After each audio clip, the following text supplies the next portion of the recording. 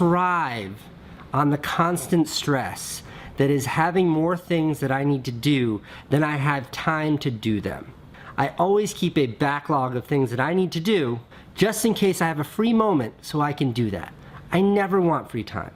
Free time is the enemy of progress. What keeps you motivated? What keeps me motivated? Well, in short, I'm here. All of my dreams and aspirations are here. And the only thing in between these two is a bunch of work. So tackling that work is a way of moving this needle. That's all the motivation I need. I love progress in any manifestation. Freedom for me is waking up in the morning and going to sleep at night, and in between doing exactly what I want to do. The best piece of advice I have for someone trying to succeed in the film industry or any creative space is, if you're doing what everyone else is doing, you're doing it wrong. I want to talk about risk. As a guiding principle, life shrinks and life expands in direct proportion to your willingness to assume risk. The most dangerous thing you can do in your career, the most dangerous thing you can do in life is play it safe. How are there this many people that have all this time and no way to occupy it? You could build a city with all the free time that people spend sitting around being bored, sending these snaps of themselves sitting around being bored. But the truth is, the only time I really get bummed out or depressed is when I'm not being productive, is when I'm not accomplishing or doing or contributing in any way. Nothing makes me less happy than relaxation and sitting around with nothing to do. And why I'm so emphatic about all of this is that I think life is substantiated by whatever impact or whatever contribution you can make while you're alive. The finish line's the same for everyone. We're all ending up in the same place, but while we're here, what contribution can you make? Work and building things and making things and doing things and spending time with your family, those are the ways that I feel I'm contributing, that I'm accomplishing something. So why wouldn't I want to maximize my time as efficiently as possible to be as effective as I can with that?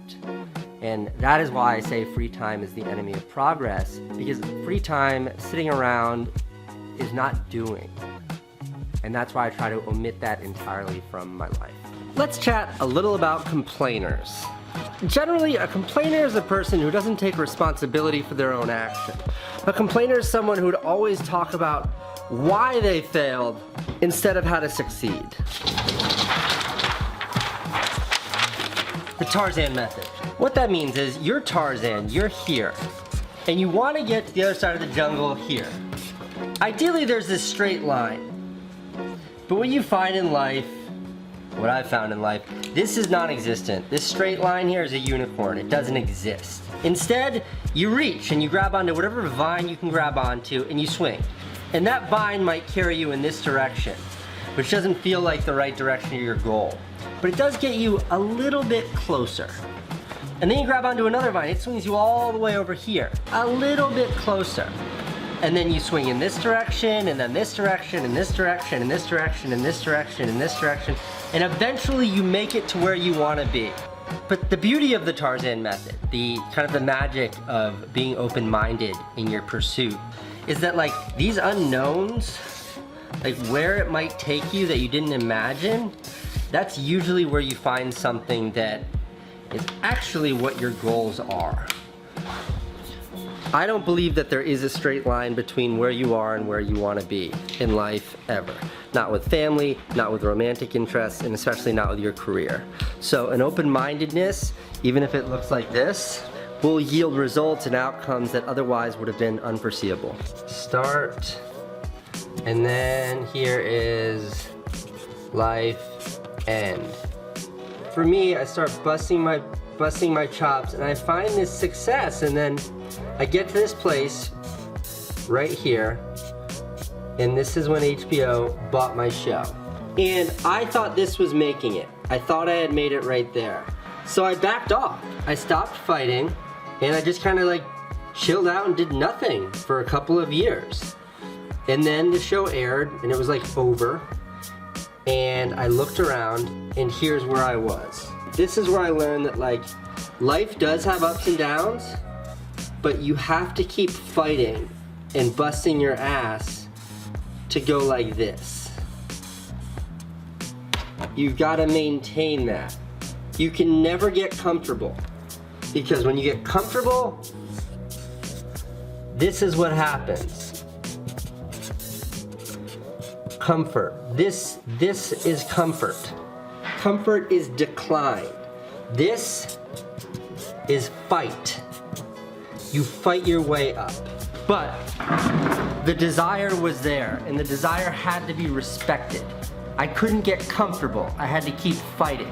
So that's why I'm rolling the dice, and that's why I'm going for it right now, is because this will never happen again in my life. This is me, and this is the horrible, hard-fought lesson that was my HBO series. So the takeaway, you've never made it. With each success must come a newer and more ambitious goal. You haven't crossed the finish line until you die broke, leaving the world a better place than when you found it. It's something like, never have a plan B. People with a plan B will invariably fall back on it. That's why they have it in the first place. It's a good one, right? Yeah. Do you get bored?